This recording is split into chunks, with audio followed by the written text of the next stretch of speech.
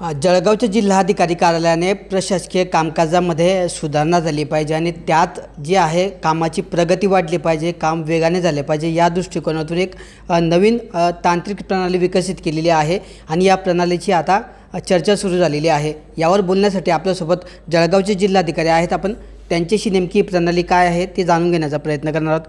काय सांगणार सर, उद्या महसूल दिवस साजरा होतो आहे, या दरम्यानच्या काळामध्ये जर आपण बघितलं तर कामांचा वेग वाढलेला आहे, अशी कुठली प्रणाली जी आहे आपण तांत्रिक किती विकसित केलेली आहे? आदरणीय मुख्यमंत्री महोदयांचे 100 आणि 150 दिवस कार्यक्रम अंतर्गत 4 गोष्टीची आपण प्रणाली विकसित केलेली आहे। सर्वप्रथम जो आपण प्रणाली घेतली आहे ते आहे की आपला आवक आपण कसं सुधार करू शकतो की तुम्हाला घर बसून आपले कुठलेही प्रकारची सेवासाठी कुठलेही टपाल असेल, जळगाव जिल्ह्याअंतर्गत असलेले सर्व महसुली कार्यालयामध्ये आपल्याला अगर कुठले प्रस्ताव पाठवायचे असेल तो आपण त्या घरी बसून करू शकतो त्याच्यासाठी। आणि आपला टोकन क्रमांक आपला घरी बसून ज्यावेळेला आपण या ठिकाणी सबमिट करताय त्यामध्ये मिळून जाईल असं आपण ही प्रणाली केली। दुसरी, जो जावक आहे, जो काही आदेश आपण इथून काढतो तो ते सर्वांना सार्वजनिक रीती उपलब्ध असावा त्याच्यासाठी आपण केली आहे। तिसरी गोष्ट आहे की एक डॅशबोर्ड आपण तयार केला जे आपण जिल्हाधिकारी डॅशबोर्ड म्हणतो, जो आता आदरणीय मुख्यमंत्री डॅशबोर्डमध्ये पण त्याचा समाविष्ट करण्याचा आपण प्रयत्न करतोय।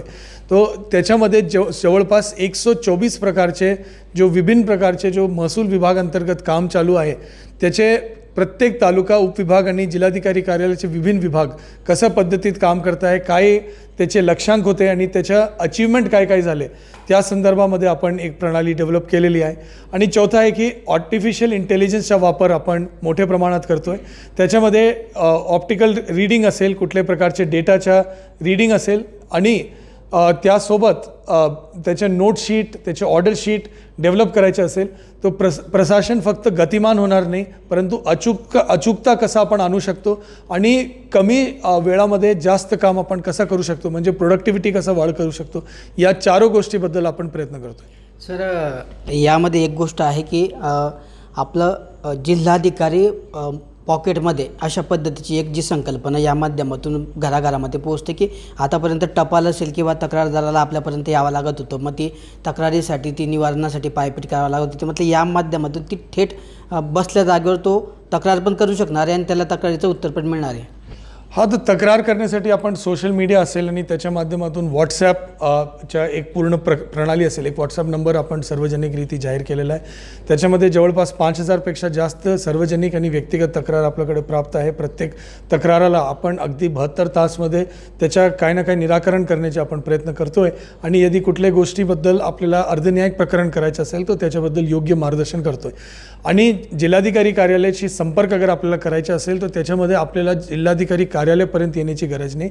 आपण कुठलेही महसूल कार्यालयाशी संपर्क करायचा असेल तर ऑनलाईन रीती आपले सरकार पोर्टल असेल या जिल्हाधिकारीचा जो अधिकृत संकेतस्थळ असेल त्याच्यामध्ये आपले मोबाईल, आपले कम्प्युटर त्याच्या माध्यमातून आपण संपर्क करू शकतात। त्याच्यामध्ये आपले डॉक्युमेंट्स आपण सादर करू शकतात आणि डिजिटायझेशन जो पूर्ण ऑफिस प्रणालीच्या माध्यमातून सगळ्या गोष्टीच्या त्याच्या योग्यरीती कारवाई करण्यात येईल आणि त्याच्या आपल्याला म्हणजे योग्य सेवा वेळेवर उपलब्ध करून देण्यात येईल, याच्यासाठी आपण परिपूर्ण रीती प्रयत्न करतो।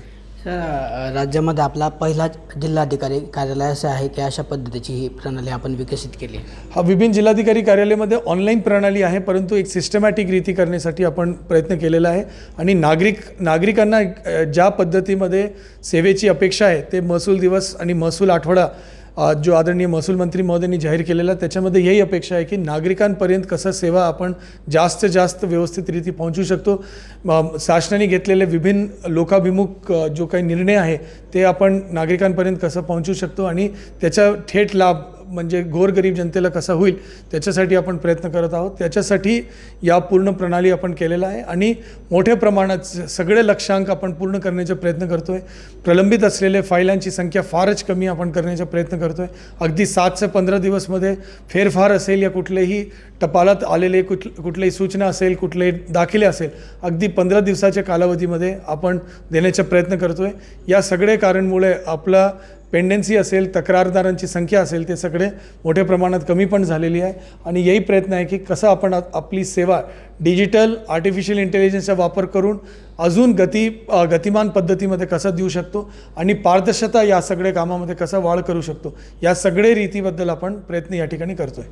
तर हे होते आपल्यासोबत जळगावचे जिल्हाधिकारी की जळगावच्या जिल्हाधिकारी कार्यालय हे महाराष्ट्रातलं असं पहिलं जिल्हाधिकारी कार्यालय असेल की त्यांनी नागरिकांसाठी तक्रारीची जी ऑनलाईन प्रणाली तयार केलेली आहे ती एकमेव अशी प्रणाली आहे. डॅशबोर्ड असेल किंवा फाईल शोध जी सिस्टीम तयार केलेली आहे, म्हणजे कुठल्याही नागरिकाला फाईल किंवा कुठल्याही अधिकाऱ्याला कुठल्याही विभागाची फाईल शोधायची असेल तर ती त्या ठिकाणी ऑनलाईन उपलब्ध होणार आहे. कुठलेही आदेश असतील किंवा कुठलीही तक्रार जी असेल ती तक्रार देण्यासाठी जिल्हाधिकारी कार्यालयात येण्याची गरज नाही आहे. त्याने ऑनलाईन तक्रार करायची आहे. त्यानंतर त्याला थेट तक्रारीवर काय निराकरण झालं याचं उत्तर ते सुद्धा त्याला ऑनलाईन पद्धतीने मिळणार आहे. अशा पद्धतीची प्रणाली विकसित करणारे जळगावचं जिल्हाधिकारी कार्यालय राज्यातलं एकमेव असून नक्कीच शासन वेगवान आणि महाराष्ट्र गतिमान हे जे धोरण ठरलेलं आहे या धोरणाला अनुसरून ही प्रणाली जी तांत्रिक प्रणाली विकसित केली आहे ती नक्कीच मोलाचं पथदर्शक राज्यासाठी पथदर्शक आणि मार्गदर्शक अशी ठरेल.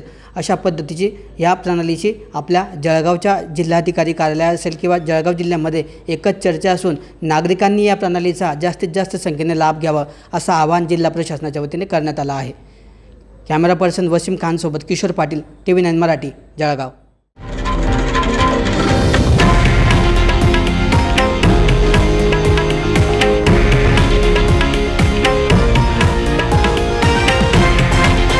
हे आहे देशातील नंबर 1 न्यूज नेटवर्क आणि आपण पाहत आहात TV9 मराठी, एकमेव.